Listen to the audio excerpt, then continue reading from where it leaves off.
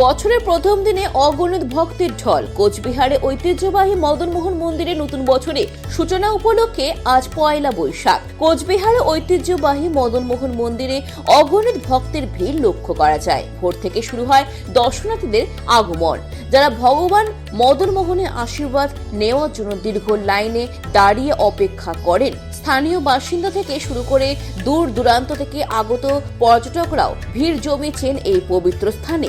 মন্দির চত্বর জুড়ে ছিল নিরাপত্তার কড়া নজরদারি এবং মন্দির কর্তৃপক্ষ ভক্তদের সহায়তায় এগিয়ে আসে। মন্দির কর্তৃপক্ষের পক্ষ থেকে জানানো হয়েছে, ভক্তদের সুবিধার্থে বিশেষ পুজোর ব্যবস্থা এবং প্রসাদের আয়োজন করা হয়েছে। পুরো মন্দির প্রাঙ্গণে উৎসব মুখর পরিবেশ। নতুন বছরের শুরুতে এমন ধর্মীয় ভক্তি এবং উৎসাহ সত্যি অনন্য দৃষ্টান্ত সৃষ্টি করেছে বলে মনে করেছেন স্থানীয়রা।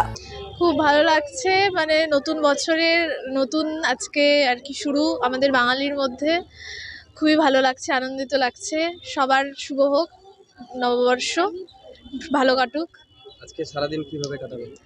আজকে সারাদিন এই তো বিকালে তো হালকাতার সব দোকানে পুজো, এই তো প্রসাদ। সকালে আসলাম, শুরুতেই মদনমোহন ঠাকুরের পুজো দিয়ে দিনের আরম্ভ করলাম।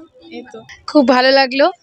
প্রথম কথা হচ্ছে, কুচবিহারের মদনমোহন হচ্ছে কুচবিহারের একটা বিশিষ্ট, যেটা হচ্ছে অনেক দূর দূর থেকে লোক আসে। আমিও আজকে এখানে থাকতে পেরে খুব মানে কি বলবো, বছরের শুরুটা খুব সুন্দরভাবে শুরু করছি। কারণ আমরা কুচবিহার থাকি না, এখানে আমার বাড়ি, কিন্তু কলকাতায় থাকি। তো আমাদের লাকিলি আমরা পয়লা বৈশাখের দিন এখানটা কাটাতে পেরে খুব ভালো লাগছে। কোচবিহার থেকে নিজস্ব প্রতিনিধি রিপোর্ট, খবর বাংলা।